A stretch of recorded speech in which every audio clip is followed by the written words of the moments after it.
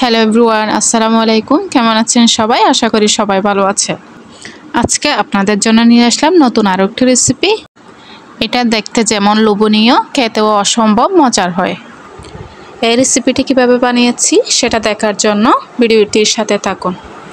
আর আমার এই চ্যানেলটি সাবস্ক্রাইব করে পাশে থাকা বেল আইকনটি প্রেস করে দিবেন, সেই সাথে ভিডিওতে একটি লাইক দিবেন।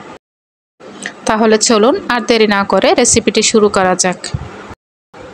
প্রথমে আমি এখানে কিছু তালের রস নিয়েছি। রসগুলোকে একটি ছাঁকনি দিয়ে চেলে নিয়েছিলাম। এরপর চুলায় একটা ফ্রাই প্যান বসিয়ে দিলাম আর এর মধ্যে চেলে নেওয়া তালের রসগুলোকে দিয়ে দিচ্ছি।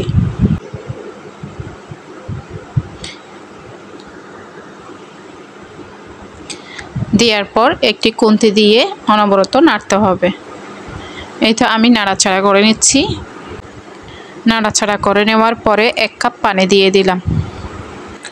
এরপর হাফ টেবিল চামচ লবণ দিয়ে দিলাম, 2 টেবিল চামচ চিনি দিয়ে দিলাম।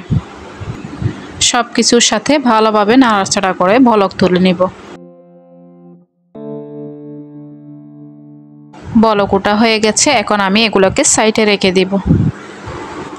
এরপর আমি একটা বাটিতে করে 2 কাপ ময়দা নিয়ে নিলাম। 2 কাপ ময়দা নিয়েছি। এখন আমি এর মধ্যে সামান্য লবণ দিয়ে দিলাম, 1 টেবিল চামচ দিয়ে দিলাম ইস্ট।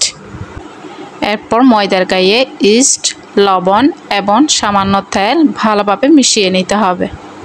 মিশিয়ে নেওয়া হয়ে গেলে পানি দিয়ে একটি ডো তৈরি করে নিব।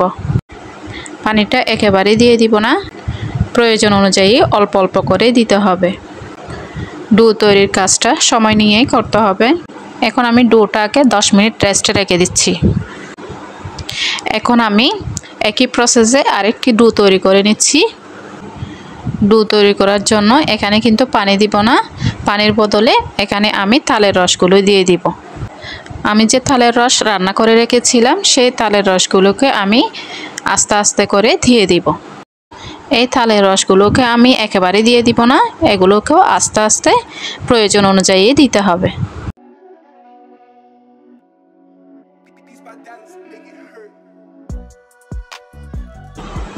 এটাও আমি কিছু সময়ের জন্য রেস্টে রেখে দিচ্ছি। এরপর আমি এখানে পুর তৈরি করে নেওয়ার জন্য একটা নারকেলকে গ্রেট করে নিয়েছি আর নিয়েছি গুড়। এখন আমি নারকেল এবং গুড়কে একসাথে সামান্য ভেজে নেব। ভেজে নেওয়ার ফলে পিঠার ফ্লেভারটা খুব সুন্দর হবে। এগুলোকে সময় নিয়ে নেড়ে ছেড়ে ভেজে নিতে হবে। নারকেল এবং গুড়কে একসাথে ভালোভাবে ভেজে নিয়েছি। এখন আমি এগুলোকে একটা প্লেটে তুলে নিচ্ছি। আর আমি রেস্টে রেখে দেওয়া ডোটাকে নিয়ে আর একটু ভালোভাবে ময়ান করে নিচ্ছি। ভালোভাবে ময়ান করার ফলে পিঠাটা একদম সফট হবে। সেমভাবে অপর ডোটাও আমি ময়ান করে নিচ্ছি। নর্মাল ডোটাকে আমি একপাশে সরিয়ে রেখেছি। এখন আমি তালের রস দিয়ে যে ডোটা তৈরি করে রেখেছিলাম সেটা আগে বেলে নেব। একটা বেলুনের সাহায্যে এটা বেলে নিচ্ছি। 4 কোণা শেপ করে একটি রুটি বেলে নিতে হবে। এই তো আমি একটি রুটি তৈরি করে নিয়েছি। ঠিক একইভাবে অপর রুটিটাও তৈরি করে নিচ্ছি।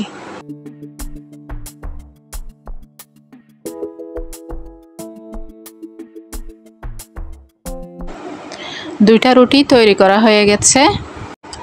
আজকের পিঠাগুলো তৈরি করার জন্য মাত্র এই 2টি রুটি দিয়ে এনাফ। এখন চেপে চেপে 2টি রুটিকে চারপাশে সমান করে নিতে হবে। এরপর এক সাইড দিয়ে ধরে এভাবে ফোল্ড করে নিতে হবে। এই তো আমার ফোল্ড করা হয়ে গেছে। এখন আমি একটু চেপে চেপে একটু লম্বাটে করে নিব।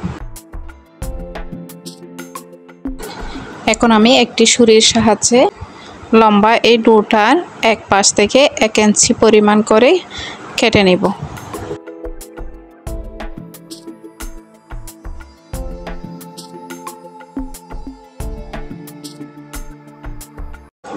সম্পূর্ণ ডোটা কাটা হয়ে গেছে।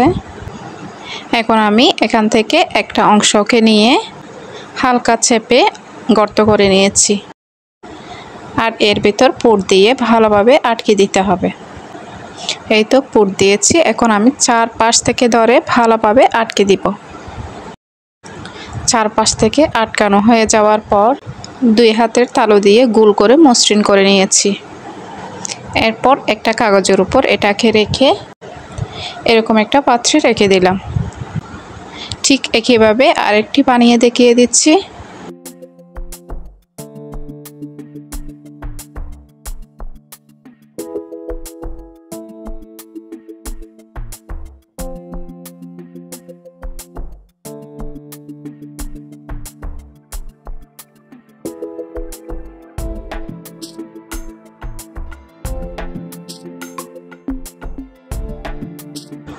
সবগুলো পিঠা বানানো হয়ে গেছে।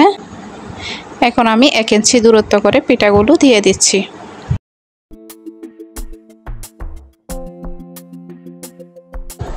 এখন চুলার একটি ফ্রাই প্যানে পানি বসিয়ে দিয়েছি, আর এই পানিগুলোতে বলক আসা শুরু হয়ে গেছে। আর পানিতে বলক আসলে এ পর্যায়ে হচ্ছে পিঠার স্ট্যান্ডটা এর উপরে দিয়ে ঢাকনা দিয়ে দিয়েছি।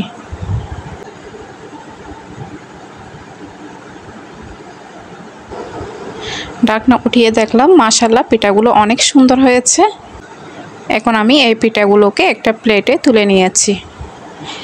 একইভাবে বাকি পিঠাগুলোও রান্না করে নিচ্ছি।